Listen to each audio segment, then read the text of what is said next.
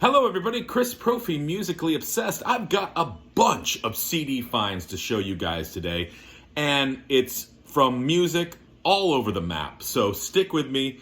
This is going to be a fun episode, and if you are new to my channel, make sure you hit the like and subscribe button so you can continue to follow my musical obsession. So, anybody who watches my channel knows that not only do I collect vinyl, but I collect CDs as well. I've got close to 4,000 CDs.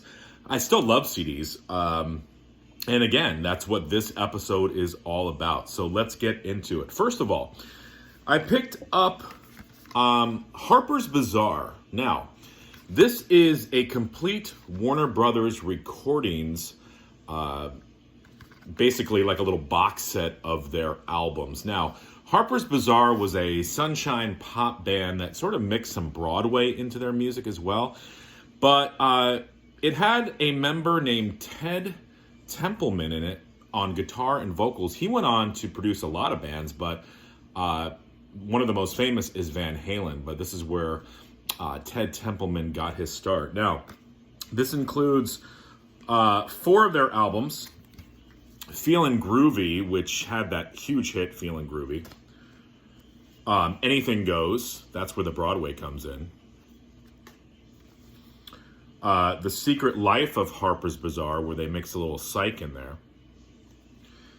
And then simply titled Harper's Bazaar 4.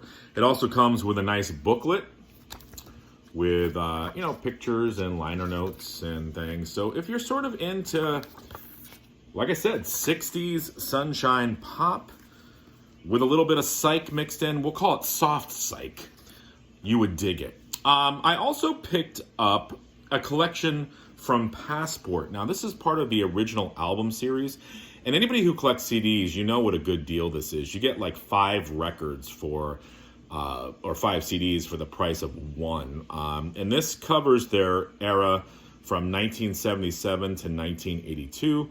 They are a German jazz fusion band led by the saxophonist Klaus Doldinger.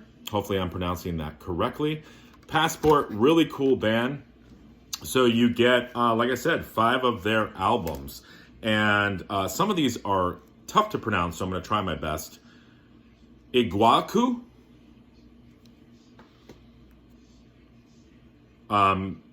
Ataraxia. Sounds like something you need ointment for. Oh, I can pronounce this one. Ocean Liner.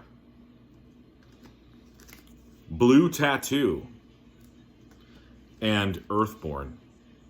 Really cool band. If you're into jazz fusion from the 70s, check out Passport. Picked up Roxy Music, Siren. Really loving Roxy Music. This is a great album, and I was talking to Aaron Mutha-Alamere and Jeff Witcher about Roxy Music, and they said you definitely have to get this record, and I know why. Really, really like Siren by Roxy Music. Okay. Now, this CD is one of the CDs I picked up when I went to visit JC in Massachusetts, and Jeff Witcher was there as well. We were in the CD shop, record shop, and they saw this, and they're like, Chris, you need this. Elliott Smith, Figure 8. So, of course, I bought it, because when JC and Jeff Witcher tell you to buy something, you know it's going to be good. And this is killer. Anybody who knows Elliott Smith, you know this record is really good. Been getting into Elliott Smith, really like it. Singer-songwriter, but it's a little bit more than that. Yeah, I guess I'm talking about the instrumentation and the arrangements of the songs. But, if you're into singer-songwriters, definitely check out Elliott Smith. This is his album Figure 8. 13th Floor Elevators. Their second album from 1967, Oyster Everywhere. All right, a band that I'm just getting into. I know, they've been around since the 60s. And Chris, you're just getting into them? Yeah. So I picked up their first record, and I also picked up this on CD as well, Oyster Everywhere. Just great psychedelic music from the late 60s. And if you know the 13th Elevators, you know what I'm talking about. If you don't worry about it. Pick it up. If you're into Psych, you're going to love it. Excuse me. All right, next, I got a trio of albums from the English jazz fusion band Soft Machine. So I picked up their fourth record, their fifth, entitled Soft Machine 5, and the sixth one, which I believe is live. Now, I told you, Soft Machine is a jazz fusion band. Think Weather Report, all right? And that'll kind of tell you what these guys sound like. Really, really killer stuff. Jazz fusion, English. I believe they're from the Canterbury area. Glenn Kellaway. Check them out, Soft Machine. Now, this next one is a little polarizing. I know I put this up on a CD group that I'm in on Facebook, and I got a lot of flack for it, but I don't care. Cut the Crap. The Clash. Their sixth album, 1985. Mick Jones is gone. I don't care. This is a pretty good album. This album gets a lot of shit, and I can see why. When this came out in 1985, if I was really into The Clash at that point, I was only 11 years old, but if I was really into The Clash, I probably would have been pissed off when I bought this record. You know, you've got some electronic beats. It's sort of, not the typical Clash sound, but there's some really good stuff on here as well. And I think looking at it in 2022, I can probably digest it a little bit better than maybe when it came out in 1985. So if you gave this album crap, see what I did there? Listen to it again. Maybe you still think it's crappy, but I think it's pretty good. So The Clash, Cut the Crap. Next, let's go to some hardcore. This is a band called Power Trip. I believe there's another band called Power Trip, a newer band. This is the original, though. This came out in 1983. This had a member named Jeff Dahl on vocals, and he came from a band called the Angry Samoans. This is their album, When We Cut, We Bleed. And I remember having this as a kid on cassette. Don't know what happened to the cassette, but I found it on CD. Had to pick it up. It's hardcore. Like, if you like Black Flag and Agnostic Front, you're going to really like Power Trip. This is sort of a lost band. But again, like, if you're into that thing, check out Power Trip, When We Cut, We Bleed. Like I said, I think it originally came out in 1983. Don't hate me. Don't hate me. I know. But I was in Walmart. I know. Don't hate me. I was in Walmart, okay? This was $5. Some of you were probably like you paid $4 too much. But listen, Hybrid Theory, Linkin Park. Not a huge fan of Linkin Park. I don't think this album is going to convert me. But it's okay. It's what I kind of don't like about nu metal. It's rap metal. And it's weird because I forget who I was having this conversation with, but I like rap and I like metal, so why don't I like rap metal or nu metal? I don't know. But there is some good stuff on here. I can kind of see why it was a hit, but, not something I'm going to spin all the time, but I'm glad I have it. I don't know. Maybe one of these days I'll wake up and go, wow, Linkin Park, they're the next Beatles. Jeff. Probably not. What about some Blue Oyster Cult, On Your Feet or On Your Knees?